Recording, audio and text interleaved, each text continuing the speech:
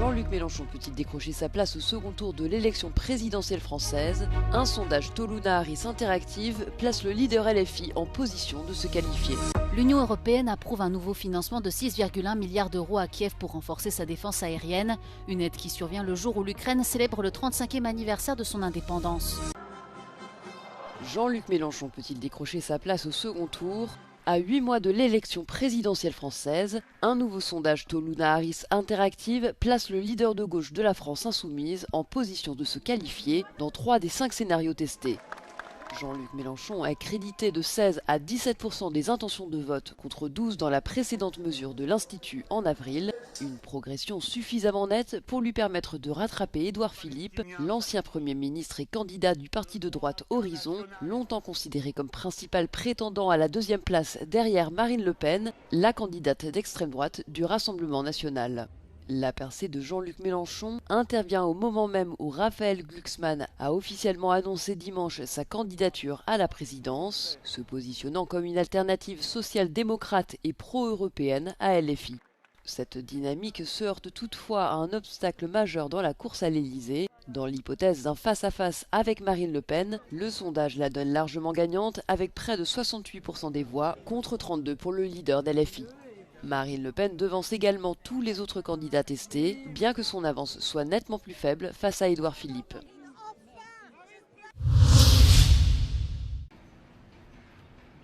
Le téléphone portable sera bien interdit dans tous les lycées de France à la rentrée.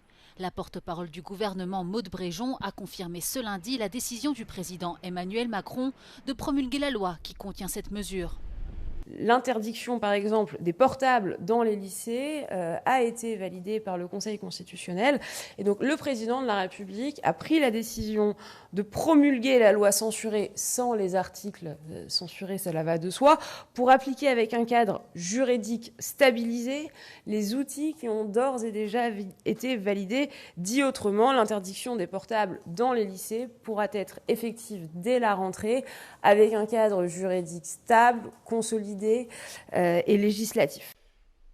Des exceptions pourront être instaurées pour permettre des usages pédagogiques ou s'adapter à certaines nécessités administratives, ainsi que pour les étudiants inscrits dans des formations dispensées dans les lycées, par exemple les préparations au concours des grandes écoles.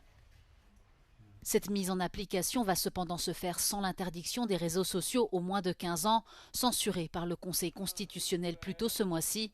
Le Premier ministre Sébastien Lecornu a d'ores et déjà annoncé une nouvelle rédaction de ce texte qui prendrait en compte les remarques de la plus haute instance juridique de l'État.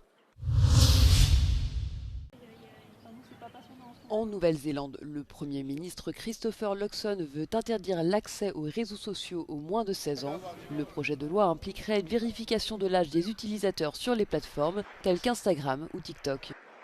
We would never knowingly let our children wander into places in the real world we know to be unsafe.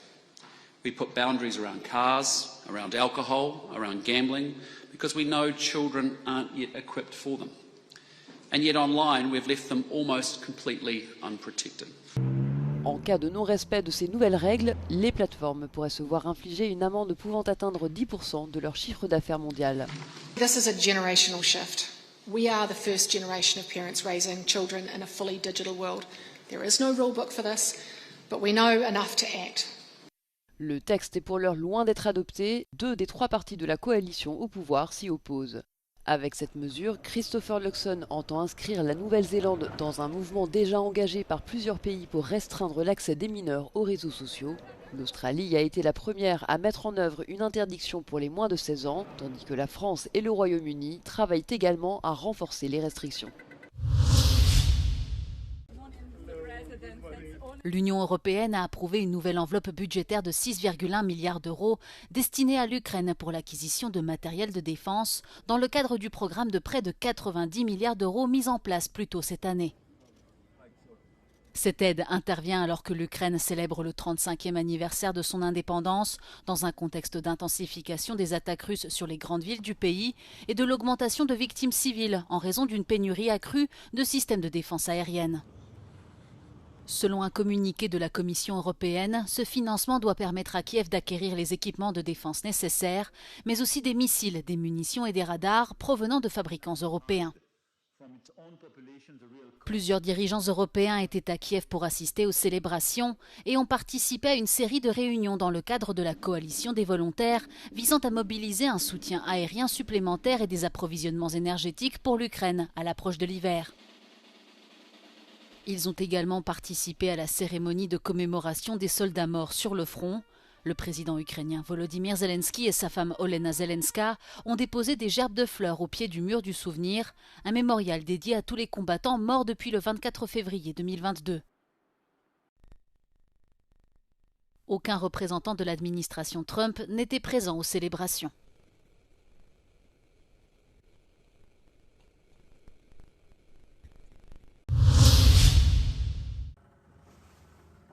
Les rebelles houthis du Yémen revendiquent l'attaque d'un pétrolier de l'Arabie Saoudite en mer Rouge.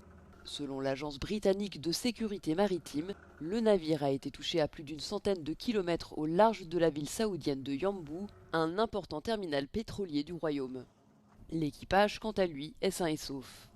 بعون الله وتوفيقه تمكنت القوات المسلحة اليمنية من استهداف السفينة النفطية أمزان التابعة للعدو السعودي شمالي البحر الأحمر أمام سواحل ينبع وذلك بصاروخ باليستي وكانت الإصابة دقيقة ومباشرة بفضل الله.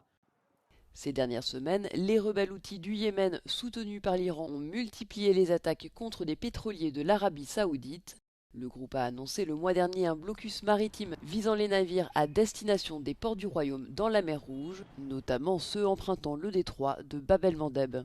De son côté, Riyad a mené des frappes aériennes contre des positions militaires et des infrastructures houtistes. Le détroit de Bab el-Mandeb, qui relie le sud de la mer Rouge au golfe d'Aden et à l'océan Indien, achemine environ 12% du commerce maritime mondial.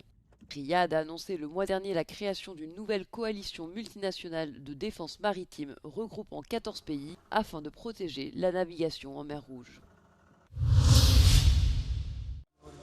Depuis plusieurs heures, les secours cherchent d'éventuels survivants après le glissement de terrain qui a fait au moins 30 morts dans cette décharge de la capitale guinéenne. Dans la nuit de samedi à dimanche, après de fortes pluies, une montagne de déchets s'est effondrée sur des habitations situées à proximité.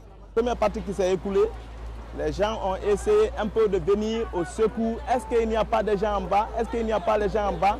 C'est ainsi que les gens sont venus en courant. Et quand ils sont venus en courant, ils sont montés sur les ordi pour voir s'il y a personne. C'est ainsi maintenant la deuxième partie a cédé en 3 temps, en cascade, et c'est ça qui s'est déversé sur les personnes maintenant. Le gouvernement guinéen affirme que la fermeture de la décharge avait été prévue pour ce même dimanche et que quelques jours avant l'incident, il avait remis des avis d'expulsion aux personnes vivant à proximité. Des habitants du quartier affirment eux qu'ils réclamaient la fermeture de la décharge depuis longtemps. Nous, la jeunesse d'Aslam, on a tout fait pour éviter cela. Donc, mais ça n'a pas empêché que cet événement ait lieu. Parce qu'on a organisé des sittings, on a organisé des sacrifices, on a invité les responsables des départements concernés, mais ils n'ont pas pris la chose au sérieux. Donc du coup, ce qui a fait aujourd'hui cet éboulement, moi j'accuse l'État. Parce qu'ils n'ont pas pris des mesures pour que la décharge soit fermée. Pourtant, ils nous avaient promis. Depuis ça fait 1 an. En 2017, un drame similaire dans cette même décharge avait fait 9 morts et une vingtaine de blessés.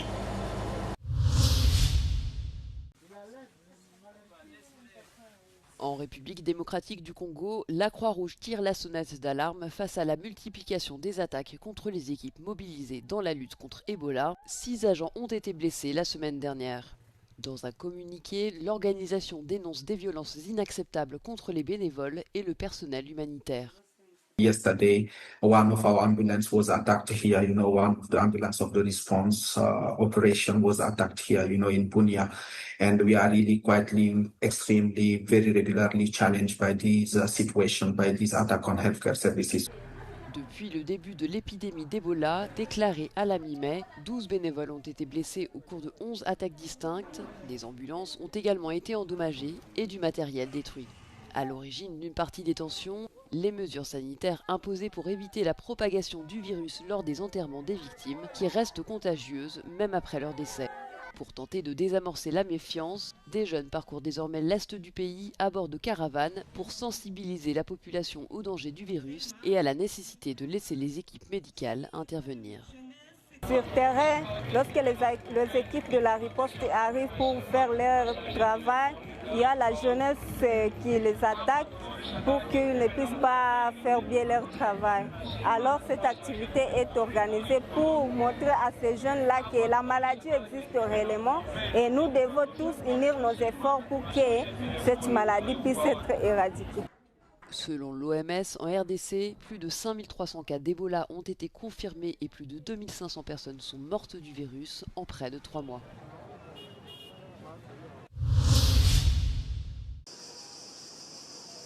Après plusieurs incidents survenus ces dernières années, les touristes qui visitent la Grèce cet été semblent mieux informés sur les dangers des rayons UV et des effets néfastes d'une exposition excessive au soleil.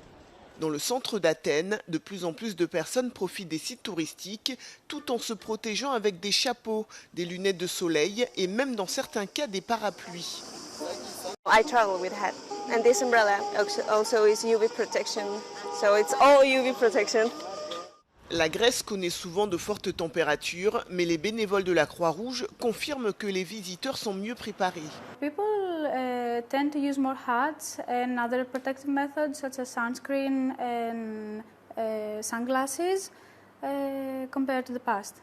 Because I think they're more educated now about the UV radiation and how the sunlight and sun exposure can affect the skin and the aging of the skin and skin cancer.